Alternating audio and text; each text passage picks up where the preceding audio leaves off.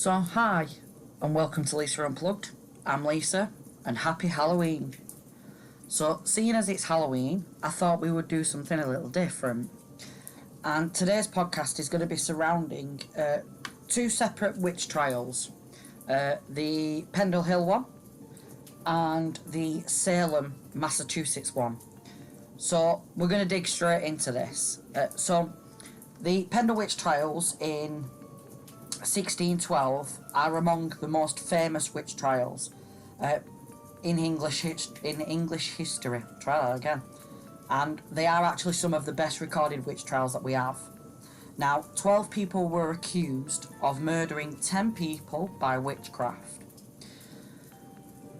All but 2 were tried at Lancaster Azores, Assizes, on the 18th and 19th of August 1612. Okay, so there were 12 accused, 1 died in torture, 11 were tried, 9 women and 2 men. Now, obviously they were charged with 10 people's murders. One of the stories is one of those that were being tried basically stopped a guy and asked him for some pins. Now, back then, metal pins were made by hand and they were expensive. Now, according to her, she tried to buy them. According to him, she tried to steal them. When she was brought forward and asked about this, she basically said she'd sold her soul to the devil. Bit of a random story. Now, she was called Alison, and she was the bloodline of Elizabeth Southerns. Now, Elizabeth was in her 80s, apparently. Not sure how true that is. And basically, she encountered a man called John Law, a peddler from Halifax, and obviously asked him for some pins. Now, apparently, these pins are used in magical curses, magical practices for divination, love magic, and healing. Now, although she told people she sold her soul to the devil, I'm a bit confused as to why you would go and have a conversation with somebody and tell them that you'd sold your soul to the devil, but okay. So, they were all obviously charged. Now, they were hung. Executed and they were hung. Now, the English witch trials saw over 500 people executed. Now, although that doesn't seem like a big number, I expected it to be a lot more. Now, Queen Elizabeth I, when she came to the throne, she created a law, or the Witchcraft Act of 1562. Now, I am in the process of trying to find out whether this is actually still a real law, and I've got a friend of mine currently looking into that for me. So right now I can't answer that question as to whether it is still a law. Now, the law is Act Against Conjuring, Enchantments and Witchcraft. Now, this was passed in the early reign of Queen Elizabeth. Now, when she was succeeded to the throne by James I, he then reformed the act into an act against conjuring witchcraft, dealing with evil and wicked spirits. Now, that was brought in on the 7th of July 1604. Again, the same person that's looking into the original law is also looking into that for me to see whether this is actually still a real law. We have some very unusual laws in the UK, particularly it's illegal to be drunk in a pub. I'm pretty sure 99% of the UK population have broke that law if they are over the age of drinkable age. So it wouldn't actually surprise me if this is still a law. So if you actually go to Pendle, you can actually retrace the steps of the Pendle Witch Walking Trail, or the Pendle Witch Road Trail, and the Pendle Sculpture Trail. Now, you'll find witches dotted through the woodland. There's also the Witches' Long Trail to Lancaster, where they were hung. So the Sculpture Trail is basically been created by 4 artists that have created unique sculptures throughout the woodland. It's basically where nature and art and history kind of meet. So you will find ceramic plaques by Sarah I think it's Dade, D-A-D-E, Died. She designed each one individually to symbolise the 10 people from Pendle who were accused of witchcraft over 400 years ago. So that's one of them. You will also find wood, steel and stone, including Philip Handford's amazing carving tree sculptures. You'll find Steve Baylock's metal bats, owls and giant spider webs. And last but not least, the beautiful carved life-size figure of a witchfinder by Martin, I'm sorry, I'm not gonna get this person's name right, Bednazak, I think it is. The sculpture has overtones of the local magistrate, Roger Noel, who first interrogated the Pendle villagers, who later become famous as the Pendle Witches. Okay, so Pendle does have quite a lot to go through. Now I know at this time of year, people go absolutely bananas for Pendle Hill. I was led to believe, I've never actually been to Pendle and I don't actually live that far away, and it is on the cards to go. I am led to believe that at Halloween they actually shut off Pendle Hill itself to stop people from getting up there. Now let's just go back to James III. Sorry, James I, not third, forgive me. Now, James was paranoid. He was convinced that witches, or witchcraft, Scottish witches particularly, was it Scottish witches? Convinced she's witch. Right, so basically, he was absolutely convinced that witchcraft was the reason for a storm on his way back from Denmark in the 1590s. That basically hampered the ship. Basically, it was a storm against the ship, carrying both himself and his wife back to Scotland. Now, he wrote a book at that time instructing his followers that they must denounce and prosecute any supporters or practitioners of witchcraft. Now, obviously, he then ascended the throne, and a law was enacted imposing the death penalty in cases where it was proven that harm had been caused through the use of magic or corpses had been exhumed for magical purposes. Now, he then created Justice of the Peace.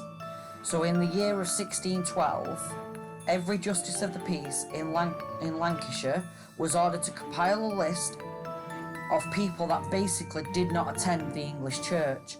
Now, just to give you a little bit of background, the people of Pendle were Roman Catholics. Now, when Elizabeth took the throne, they were still doing mass in secret. So, although they were still religious people, they just weren't religious in the Church of England, so to speak. So then they were hunted by, obviously, James I's Justice of the Peace for not attending the church and not taking communion. Now, as a person that understands witchcraft, understands paganism and being a Wiccan and a druid and so on and so forth, this is my rundown for this particular thing. In theory, it was ignorance that caused the witch trials. We are renowned for understanding what medicine men and women are. We are renowned for using Mother Earth to treat ailments. You know, penicillin came from cheese, for crying out loud. You know, we've got some magical herbs. If you look into herbology, you will find that there are herbs that grow on the ground, that grow in the wild, that we can use to treat certain ailments. Like sage, for instance. Now, for those who know sage, you purify your home with sage. Then you got dandelion. You know, dandelion is renowned for actually being a substitute to coffee, but that's just the root and the leaves. If you actually look into herbology, you will understand that there are so many herbs that Mother Earth grows freely in the forests. Now, the amount of I'm currently drinking mint tea as I am recording this. Mint is a plant, so I think ignorance was one of the reasons for the Pendle witches. Now, the word witch comes from the Anglo-Saxon weaken or wise one. Wicca use their magic in pagan rites to bring good harvests. By the 14th century, people saw a sinister side to witchcraft. I'm not being funny, but there's a sinister side to sinister. Oh my God, Lisa, put your teeth in. A sinister side. Sinister. Oh my God, that's a tongue tire. Sinister side to everything that people do. It's just the intent of how you do that. So I think ignorance was one of the reasons for the Pendle witches. You know, there were medicine men and women, or healers. They were known as healers back then, or as most people instantly branded them, as pagans or witches, because they would heal those that were suffering by using what they found in the ground, I guess. So we're going to move on now to the Salem witches, which is a little bit more extreme, but it actually came after the Pendle witches. So this is quite an unusual one. So the Salem witch trials started in February 1692 and ran till May 1693, so just over a year, or just under a year I should say. Now 200 were accused in total, 30 were found guilty, 19 were executed, 1 died in torture and 5 died in jail. Now, this is where it becomes a bit strange. 14 were women, 5 were men, and there were 2 dogs accused of being witches. Now, I'm not being funny, but who in the right mind accuses a dog of being a witch? But alright, yeah. So arrests were made in numerous towns between Salem and Salem Village, which today is known as Danvers, notably Andover and Topsfield. 200 people were accused of being witches. So to be fair, Salem actually did a little bit better than we did. At the 300th anniversary in 1992, there was events to commemorate the victims of the trials. Now, there's a park dedicated in Salem and a memorial in Danvers. And in 1957, an act was passed by Massachusetts legislation absolving 6 people, while another one passed in 2001 absolved 5 other victims. As of 2004, there was still talk of exonerating all the victims. I understand why they did this. Again, it was very, very similar to the Pendle Hill, where everybody was just accused of everything because they did magic, and I'm doing air quotes like you can see me. Now this is the bit that gets me. The trials were actually started after people were accused of witchcraft. Now, a teenage girl such as Elizabeth Hubbards, she was 17 when she was accused. And then there was Dorothy Good. She was 4 or 5 years old when she was accused of witchcraft.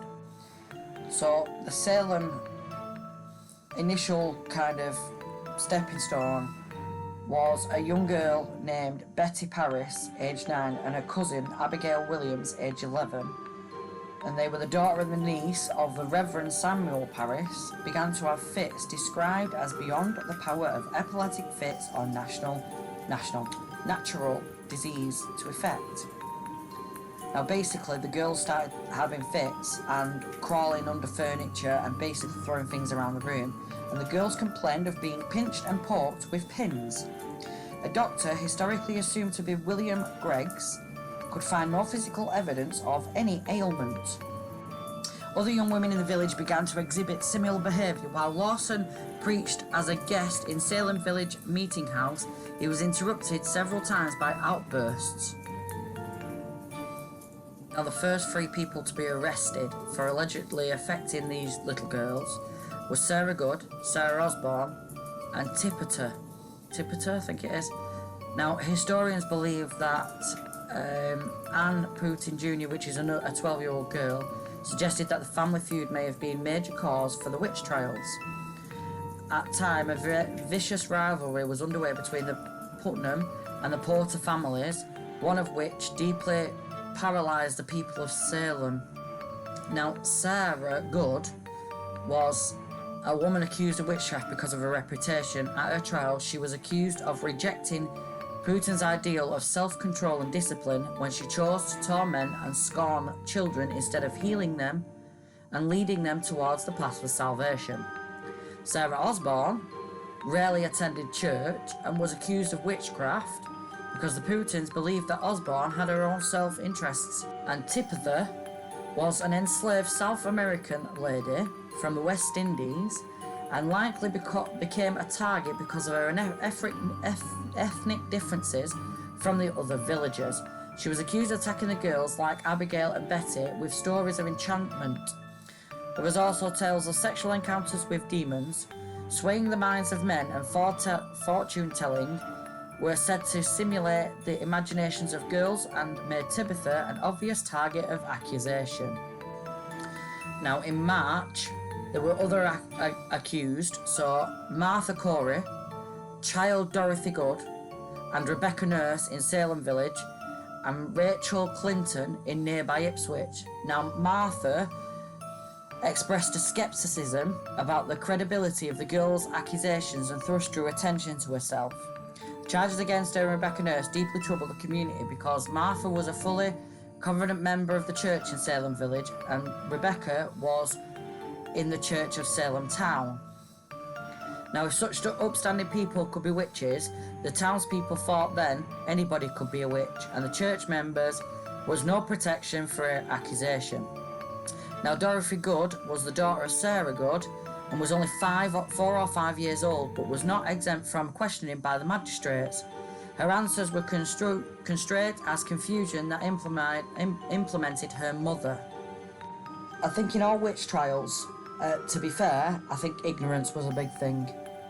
Now, if you were to go to Salem, Massachusetts, you will find that there is an elementary school known as Witchcraft Heights, and the high school athletes team are named the Witches, and some of the police cars adorn the witch logo. Now, the other place you can visit is the Witch House, and this is the home of Judge Jonathan Corwin, and he was one of the judges in the witch trials, and he was responsible for 19 executions. This was one of the deadliest witch hunts in North America. 19 people, 200 accused, and 30 charged in total. And you can go and visit Jonathan's house.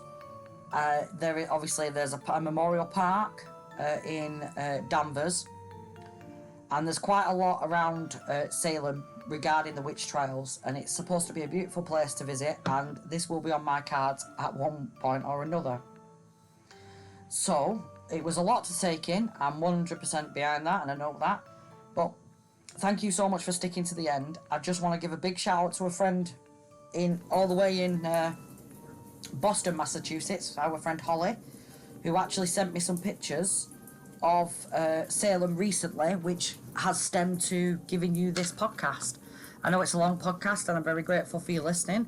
Have a wonderful week. Happy Halloween. Hope you have a great night, and I'll see you again very soon. Bye for now.